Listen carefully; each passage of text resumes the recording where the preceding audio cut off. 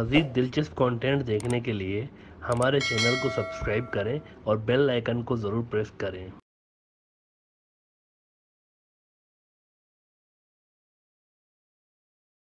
नाज़रीन, जब 3 महीने और 6 महीने के अंदर काबुल टेक ओवर की बातें हो रही थी, तब आपको याद होगा वी वर सेइंग कि ये इससे बहुत ही पहले हो जाएगा, ये इतना बड़ा मसला नहीं है। काबुल पे कब्जा करना कोई बड़ी बात नहीं है।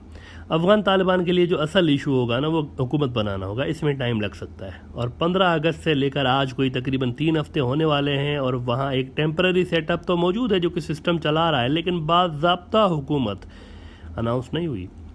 कल हुकूमत का ऐलान होना था। हमने अपने यूट्यूब के पेज पर भी कहा था कि गवर्नमेंट अनाउंस हो सकती है, क्योंकि पूरा भरपूर इम्कान था गवर्नमेंट अनाउंस होने का। और कई तालिबान के जो सोर्सेज थे वो यही कह रहे थे गवर्नमेंट अनाउंस हो सकती है। हर जगह मीडिया में यही छाया हुआ था। तालिबान के सोर्सेज कह रहे थे कि होने वाली है आज, लेकिन नहीं हुई। क्यों? अब यहाँ सवाल ये है ना कि डिले क्यों है, आखिर क्या हो रहा है, डिले क्यों हो रही है गवर्नमेंट अनाउंस होने में? दिस इज़ द क्वेश्चन ना। तो देखें, डिले इसलिए हो रही है क्योंकि आसपास के मुख्तलिफ मुल्कों के अंदर जाकर पिछले सेटअप में शामिल वहाँ के सियासतदान सिफारिशें लगवा रहे हैं कि नई हुकूमत के अंदर हमें भी डलवाएं। इर्द गिर्द के मुल्कों को बोल रहे हैं। अभी जो गनी सरकार गिरी है ना, इसके लोग, तो कई मुल्कों ने फिर as a result Afghan Taliban को ये रिक्वेस्ट की हुई है कि सर हमारा फलां बंदा बराए मेहरबानी रखें नई हुकूमत में। तो तालिबान का इस पर यह मौक़िफ़ है कि जिन लोगों ने हमारे इतने लोग पकड़वाए, शहीद करवाए, आप सबके कहने पे हमने उनको माफ़ कर दिया। आज के दौर में कौन माफ़ करता है? एब्सोल्यूट कंट्रोल मिलने के बाद कोई माफ़ करता है? लेकिन हमने माफ़ कर दिया, दिल बड़ा किया, हमने माफ़ कर दिया। अब आप कह रहे हैं कि इन्हीं लोगों को हम हुकूमत में भी रखें, तो भाई हम लड़े ही क्यों थे इनसे इतने सालों के लिए?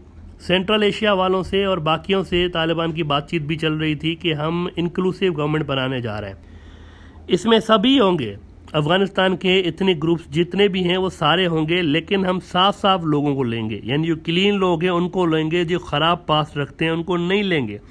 इन सारी निगोसिएशंस में टाइम लगा है और अब भी ये आखिरी प्रोसेस में शामिल हैं। कभी भी गवर्नमेंट अनाउंस हो सकती है। मामलात वैसे तय हो गए हैं बड़ी हद तक, लेकिन अभी भी कुछ चीज़ें बाकी हैं जिन पर बात हो जारी है और वही बातचीत चल रही है इर्द गिर्द के मुल्कों पर। तभी हमने आपको बताया था कि काबुल पे कब्जा करना, गनी सरकार गिराना, this is not a issue नहीं है। बड़ा इशू हुकूमत बनाना है। जो सरकार कल अनाउंस होनी थी जुमे को, वो आज अनाउंस हो, 4 दिन के बाद अनाउंस हो, ये अहम नहीं है। अहम बात यह है कि उसमें ऐसे लोग शामिल ना हों जो कि फरमाइशी प्रोग्राम पे आए हुए हों किसी मुल्क की। अलबत्ता ये एक खाका क्लियर है कि अफ़गान तालिबान के अमीर जो हैं मुल्ला हैबतुल्लाह अख़ुंज़ादा, ये सुप्रीम लीडर होंगे इस नई सरकार के, और उनके नीचे फिर एक शूरा होगी। उस शूरा का कोई हेड भी हो सकता है, जिसको आप प्रेसिडेंट कह लें या जो भी कह लें, वो हो सकता है। यानी सुप्रीम लीडर, उसके नीचे जो काम करने वाली जो शूरा होगी। सुप्रीम लीडर जो होता है ना, उसके पास पावर होती है, लेकिन वो प्रैक्टिकली इन्वॉल्व नहीं होता ऑपरेशनल एक्टिविटीज़ में।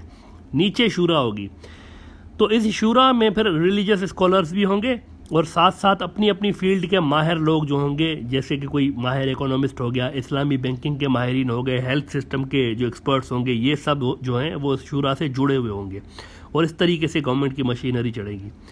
यानी इनका इलेक्टेड होना ज़रूरी नहीं है कि कोई वोट लेकर आ जाए लोग, इनको ज़रूरी नहीं है। इनका अपने शोबे में माहिर होना ज़रूरी है।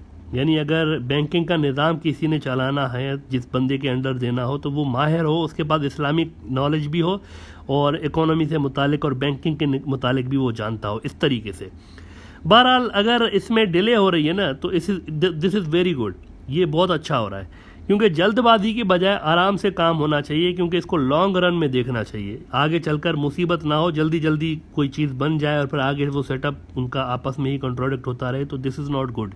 बेहतर है कि अफ़ाम व तफ़हीम के साथ ये सिस्टम बने, क्योंकि this system will have to face lot of challenges in coming future. इसीलिए जल्दबाजी में वैसे भी ठीक नहीं होगा। अलबत्ता इंडिया मुकम्मल तौर पर आउट है अफ़गानिस्तान से। यानी इस वक्त जो हाल है इंडिया का, वहाँ इस तरीके का हाल वैसा कभी भी नहीं रहा पास्ट में इंडिया की अफ़गानिस्तान से रिलेटेड पॉलिसी हम हमेशा आपको बताते रहते हैं कि ये पॉलिसी रही है कि जो जीता है हम उसके साथ हैं। वहाँ पर जो भी इक़्तिदार में रहा है, इंडिया उसके साथ रहा है। इसीलिए जो भी हुक्मरान वहाँ रहे ना, इंडिया उसके साथ अच्छे रिलेशन रखने की कोशिश करता है। यानी वहाँ जो स्ट्रगल करती है ना ग्रुप्स, इंडिया उनके साथ नहीं रहता कभी भी सिंस 1947। लेकिन हुआ ये कि सोवियत यूनियन के टूटने के बाद कुछ अलग हुआ वहाँ पर। जब तक सोवियत यूनियन था ना, वहाँ पर इंडिया सोवियत यूनियन के साथ था, और पाकिस्तान जो था ये मुजाहिदीन के साथ था जो कि सोवियत यूनियन से लड़ रहे थे। फिर वहाँ सोवियत यूनियन जो था वो नजीब को सदर बना के गए, और इंडिया जो था ये नजीब के साथ था। लेकिन फिर जब नजीब धपड़दूस हुआ और नजीब को धपड़दूस करने वाले मुजाहिदीन जो थे, जिनको पाकिस्तान की सपोर्ट हासिल थी, ये इनके अंदर सिविल वॉर हो गई, आपस में लड़ पड़े। तो जब ये लड़ पड़े ना, तो इंडिया ने भी कहीं ना कहीं से कोने खुजरे में से एक मुजाहिदीन के ग्रुप को अपने साथ मिला लिया, अहमद शाह मसूद को, नॉर्दर्न अलायंस वाला ग्रुप इंडिया मिल गया इनके साथ। लेकिन आज सूरत हाल ये है कि वहाँ कोई एक ग्रुप ऐसा नहीं है जिसके साथ इंडिया अपना मामला सीधा कर सके। वहाँ हर जगह तालिबान का कंट्रोल है। तो ऐसी सूरत हाल में वहाँ इंडिया पहले कभी भी नहीं पड़ा जिस सूरत हाल में इंडिया आज है। टोटली इंडिया वहाँ से आउट हो चुका है। अब सवाल ये है कि इंडिया को आखिर क्या पड़ी है कि 1947 से लेकर इंडिया इस तरह से अफगानिस्तान में घुसा हुआ है और बार बार घुसने की कोशिश करता है, क्यों? सवाल है ना, आखिर इंडिया को क्या, बीच में पाकिस्तान है तो इंडिया को क्या पड़ी है कि वो बार बार उधर फुदक के पहुंच जाता है? वाई?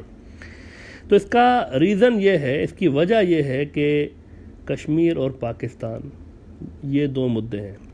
इंडिया की 1947 से कश्मीर पर पाकिस्तान के साथ लड़ाई जारी है, 3 जंगें भी हुई हैं इस मसले पे। पाकिस्तान के ट्रेडिशनली तमाम जो बॉर्डर्स हैं वो काम हैं, उन पे किसी किस्म का कोई टेंशन नहीं रहा सवाए इंडियन बॉर्डर के। इसीलिए पाकिस्तान की ज़्यादातर जो डिप्लॉयमेंट है फ़ौज की वो भी इंडियन बॉर्डर पर रही है और इंडिया पे ही फोकस रहा है उनका। तो इंडिया समझता है कि अगर पाकिस्तान के अफ़गानिस्तान के साथ ख़राब रिलेशंस हों तो पाकिस्तान कश्मीर और इंडिया को छोड़कर वहाँ एंगेज हो जाएगा अफ़गानिस्तान वाले बॉर्डर पर, और इसीलिए इंडिया अफ़गानिस्तान को अपने और पाकिस्तान के बीच एक बफर स्टेट के रूप में देखता है सिक्योरिटी के एतबार से। ना अफ़गानिस्तान को ही इंडिया ने क्यों चुना है इस बफर स्टेट वाला रोल प्ले करने के लिए? इंडिया ने क्यों चुना हुआ है? क्योंकि अफ़गानिस्तान और पाकिस्तान के बीच एक मसला रहा है, एक ट्रेडिशनली मसला रहा है। वो क्या मसला है? Durand line. ड्यूरेंट लाइन का मसला है। ये जो आप अपनी स्क्रीन पर देख रहे हैं ना, ये ड्यूरेंट लाइन है। इसको अफ़गानिस्तान पाकिस्तान बॉर्डर समझ लें आप।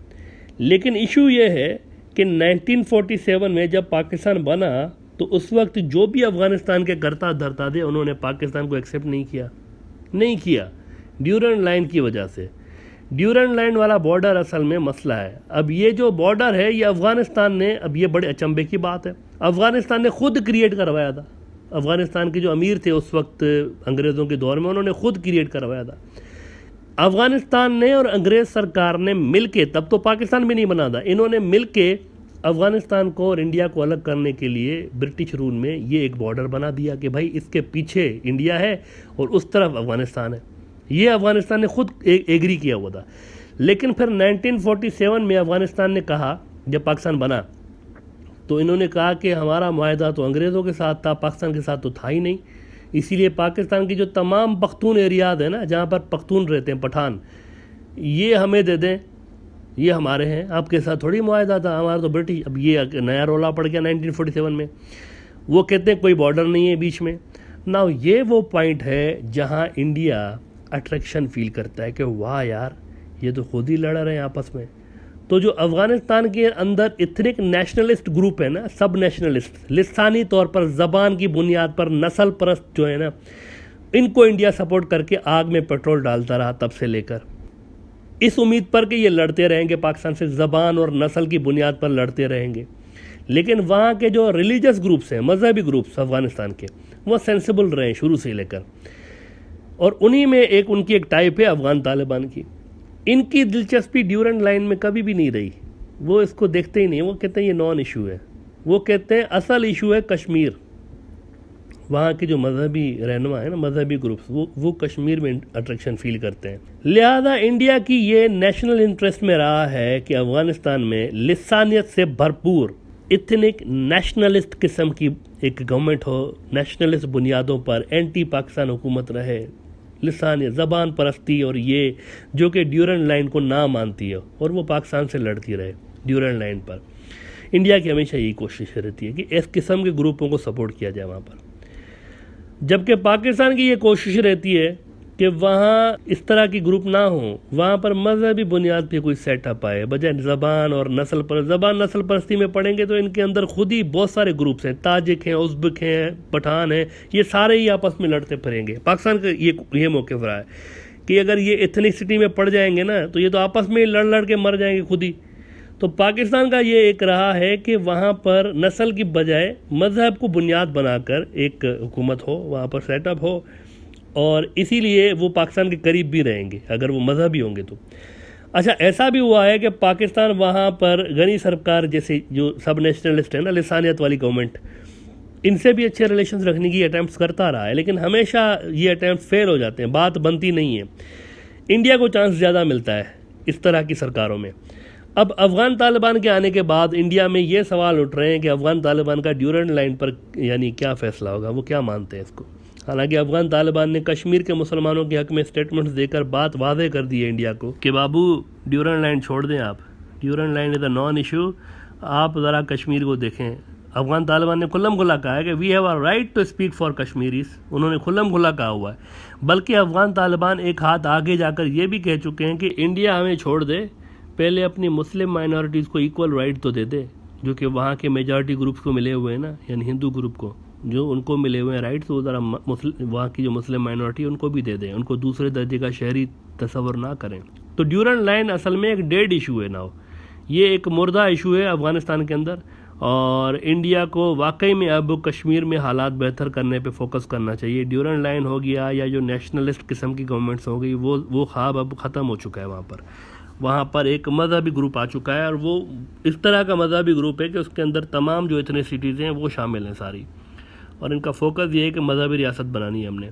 और अफ़गानिस्तान जो है ना, वो मुस्लिम वर्ल्ड के अंदर शामिल उन तमाम मुल्कों के लिए जहाँ पर एक से ज़्यादा एथनिक ग्रुप्स रहते हैं, उनके लिए एक सबक भी है कि अगर आप ज़बान और नेशनल ज़बान के बुनियाद पर और इथनिसिटी और नस्ल की बुनियाद पर कौम बनाने की कोशिश करेंगे तो आपके अंदर फॉल्ट लाइन्स पैदा होंगी, आपस में ही लड़ते रहेंगे।